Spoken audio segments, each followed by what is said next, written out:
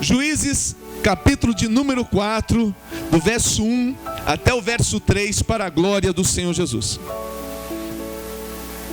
Porém os filhos de Israel tornaram a fazer o que parecia mal aos olhos do Senhor, depois de falecer Eude, e vendeu-os o Senhor na mão de Jabim, rei de Canaã, que reinava em Azor.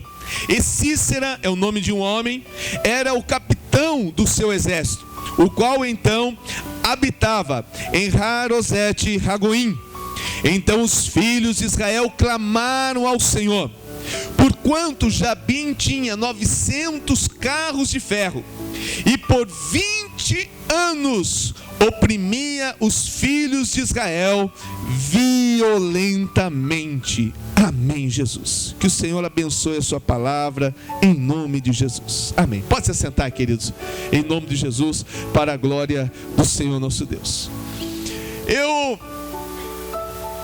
fiz o exército, tiro de guerra, e encerrei ele como cabo. E nós tínhamos ali os nossos estandes de tiro, que a gente fazia alguns tiros ali, e nos preparávamos para campeonato regional e até estadual e nacional de tiro. E nós tínhamos que dar 5 tiros com aquele fuzil mosquetão 762, com bala .30, aquilo lá era terrível. Você tinha que encostar bem na sua cravícula, senão lhe dava um tranco que lhe jogava de costa. E eu pegava aquele mosquetão e atirava.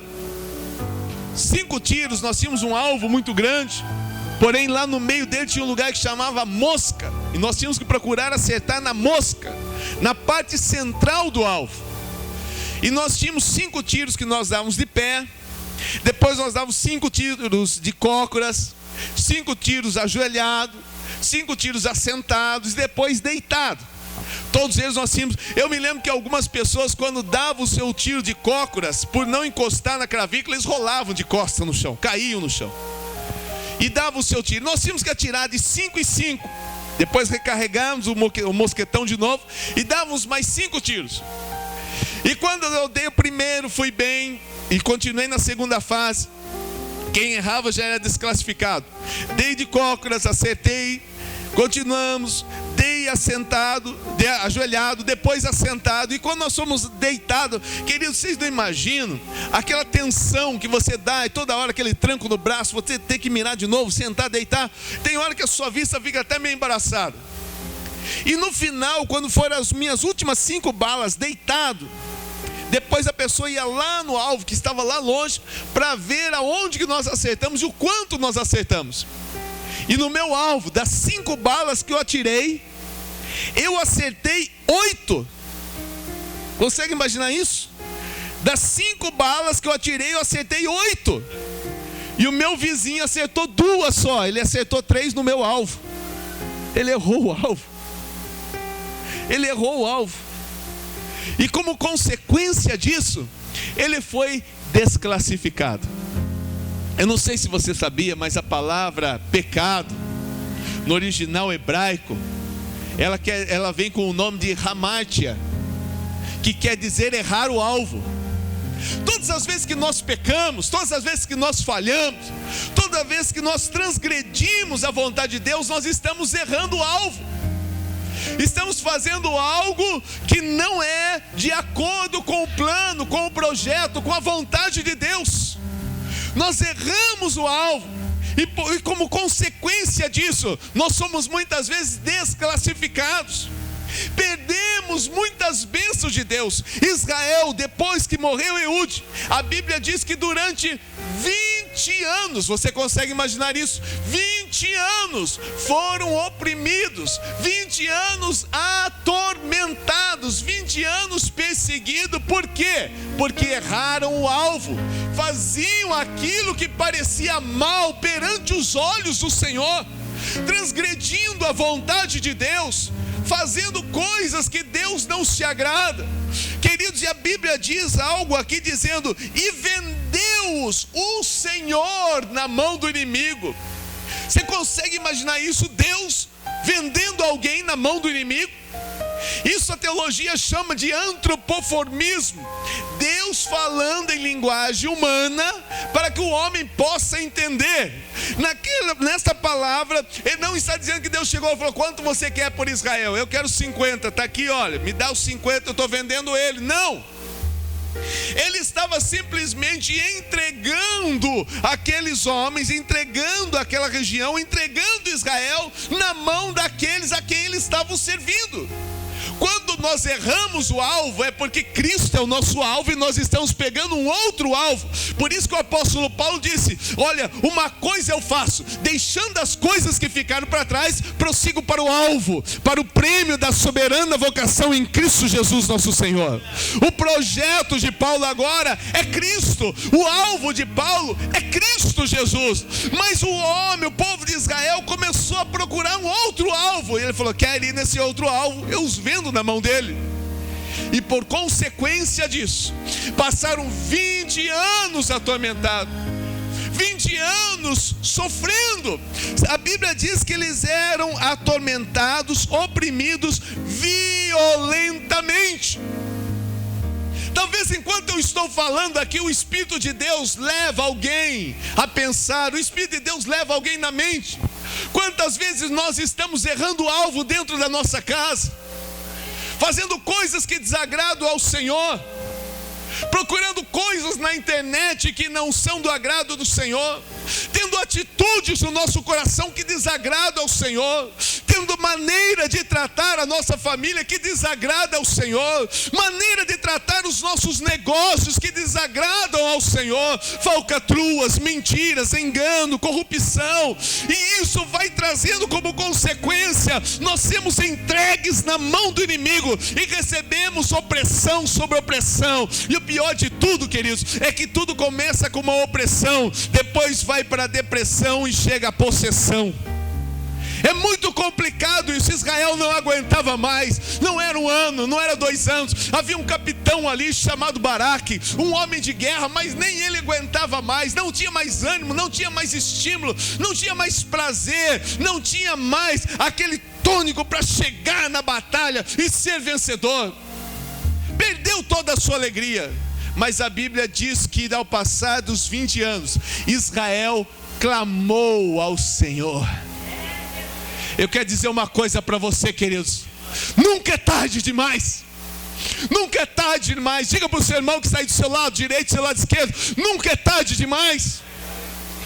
Querido, Deus pode mudar a nossa história. Deus pode virar toda a nossa situação. Israel começou a se lembrar do Senhor. Queridos, nós estamos hoje, eu estou aqui nesse culto que diz: eu e minha casa serviremos ao Senhor. Hoje é dia de Deus mudar a história da tua casa. Hoje é dia de Deus mudar toda opressão, toda angústia, toda humilhação que o inimigo tem feito você passar. Deus pode mudar toda a tua história através do seu clamor. Clama a mim e responder-te-ei, e te anunciarei coisas grandes e firmes que não sabes. Aleluia. Deus pode mudar toda a tua história hoje. Deus pode escrever uma nova história da sua casa, uma nova história da sua família, uma nova história da sua vida, através do poder da palavra de Deus e da misericórdia do Senhor, que é a causa de não sermos consumidos. Israel começou a clamar, e a Bíblia diz que Deus levanta uma mulher.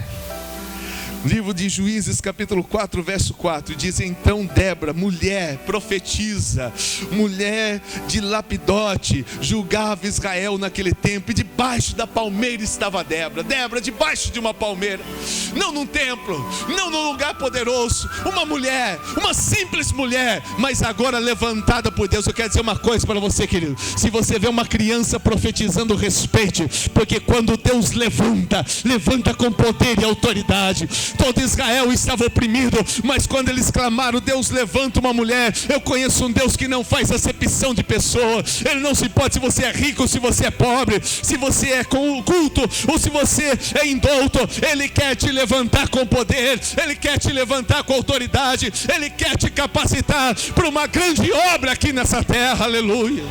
E Débora é levantada. Eu creio que nessa noite Deus está levantando pessoas. Eu creio que nessa noite Deus vai levantar pessoas aqui aqui para mudar a história. Mudar a história. Uma mulher, querido, uma mulher mudou a história de uma nação. Você pode mudar a história do teu Israelzinho, que é a tua casa. Você pode mudar a história da tua casa, querido. Deus pode te levantar nessa noite para mudar completamente a tua história em nome de Jesus. Ela é levantada pelo Espírito Santo de Deus, e ela vai lá e fala assim: manda chamar Baraque, o grande capitão, e diz para ele vir aqui. E quando Baraque vem, ela diz: olha, chegou o tempo de Deus entregar todos os nossos inimigos nas nossas mãos. Deus vai começar a fazer coisas grandes nas nossas mãos. E a Bíblia diz que Baraque começa a ficar animado, e ele diz: tudo bem, eu vou na batalha, pode convocar, convoca o povo, vamos sair na batalha, Deus entregará. Ele falou: tá bom, eu vou, mas você tem que ir comigo. Ela falou: estamos juntos. Isso, queridos, é um simbolismo muito grande da família. Eu e minha casa serviremos ao Senhor. Baraque era o capitão, Baraque era o líder, mas o líder naquele momento estava sem força, porque 20 anos lutou, batalhou, mas nunca conseguiu vitória. Mas agora uma mulher do seu lado diz: nós vamos vencer, aleluia. É o simbolismo da família, querido. O homem é o chefe do lar, é o capitão, é aquele que está ali. Ela nunca pegou a espada de Baraque, ela nunca pegou a lança de Baraque e dizia: você não sabe fazer, deixa que eu faço. Não, mas ela estava ali do lado. Nós vamos junto, e Deus vai nos dar vitória, queridos. A vitória sua é junto, querido, é junto, é marido e mulher junto, caminhando junto, lado a lado, e Deus vai entregar a vitória em nome de Jesus. Eu me lembro alguns anos atrás, eu tinha, meu filho deveria ter mais ou menos de 12 para 13 anos, hoje está com 25, então são mais ou menos uns 12 anos atrás. Eu estava passando uma luta muito grande, um problema muito sério na igreja, problemas no lar, e o inimigo cirandando, e uma calúnia que se levanta, e a outra coisa, e o problema financeiro, e eu angustiado demais. Eu sentei no sofá um dia, e sentei esmorecido, e fiquei ali meio que querendo chorar, mas sem encontrar forças até mesmo para chorar. A minha mulher sentou do meu lado e falou: o que aconteceu? Eu falei: não adianta, Marisa, chutaram o pau da barraca, acabou tudo, não tem mais alegria, perdi tudo, querido, nós vamos começar de outra maneira, acabou tudo, não tem mais como ir para frente. Ela olhou para mim e falou: não, em nome de Jesus, nós vamos se levantar, nós vamos dar a volta por cima, Deus vai nos dar vitória, Deus vai nos abençoar, Deus vai fazer coisas grandes, vamos levantar. Irmão, aquilo lá penetrou no meu coração, mas, irmão, parecia um Red Bull, irmão. Eu levantei ali e falei: é verdade, vamos tomar posse da vitória, vamos levantar em nome de Jesus. A Bíblia diz, querido, que Deus colocou de dois, porque é melhor serem dois do que um, porque quando um cai, outro levanta, se um está fraco, o outro fortalece. Querido, em nome de Jesus, busque revestimento de Deus nessa noite, porque Deus vai começar a mudar a tua história em nome de Jesus. Eu não me conformo quando eu vejo chegando lá, o marido chega em casa cansado, abatido, ele chega assim, abatido, aí ele encontra uma mulher que parece galinha da Angola. Não se escandalize com o que eu estou falando, mas parece galinha da Angola, porque quando ele olha para ela, ela está assim: tô fraco. Aí não vai, querido, aí não tem jeito, irmão. Quando um está fraco, o outro está forte. Quando um está batido, o outro sabe levantar. Porque, querido, vocês sabem disso. Eu sou casado, eu sei disso, você sabe também. Os problemas dos homens são tantos, são tão grandes, mas para a mulher não é nada. E ela pode enfrentar aquilo na autoridade. E os problemas das mulheres são tão profundos, tão delicadinhos, que para o homem não é nada. Mas se um chega batido e o outro também, aí acabou, querido. Vocês já pensaram? Imagina, pastor Garcia está aqui no gabinete pastoral, no aconselhamento. Naquele dia aconteceu de no final da semana não entrar muito dinheiro. Nunca aconteceu isso, né, pastor? Graças a Deus, nunca, né? Mas naquele final de semana, excepcionalmente, porque nunca aconteceu. Aí chega uma irmãzinha aqui na porta da igreja, ou no gabinete pastoral, e vem e fala: pastor Garcia, eu queria conversar com o senhor, estou passando problema. Ih, irmã, problema estou passando eu. Você nem imagina. Pastor, mas sabe que pastor? O meu marido não está fácil. Ih, querido, nem minha mulher não está nem olhando para a minha cara. Ela queria ir no shopping hoje, olha, porque o pastor vai no shopping segunda-feira, que domingo é dia de culto. Ela queria ir no shopping hoje e não deu. Eu estou aqui te aconselhando aqui, queria ter saído com os meus filhos. Vocês já pensaram? pastor, o senhor não pode orar por mim, pastor? Ih, mas não aguento nem levantar o braço, essa borsite que está aqui, mas só Deus para ter misericórdia. Irmão, alguém vai falar assim, tadinho do pastor, mas não vai querer. Porque a nossa vida é assim, querido. Um está fraco, mas o outro fortalece. Um está batido, mas o outro levanta. É bem verdade que vocês sabem, vocês já acompanharam. Existe dia que vocês viram o seu pastor abatido, mas aí a igreja falou, não, o pastor está abatido, mas nós vamos levantar esse culto nessa noite. Nós vamos ser alegres, nós vamos ser felizes, nós vamos fazer alguma coisa, vamos sorrir, não tendo nada, mas enriquecendo a muitos, vamos trazer alegria.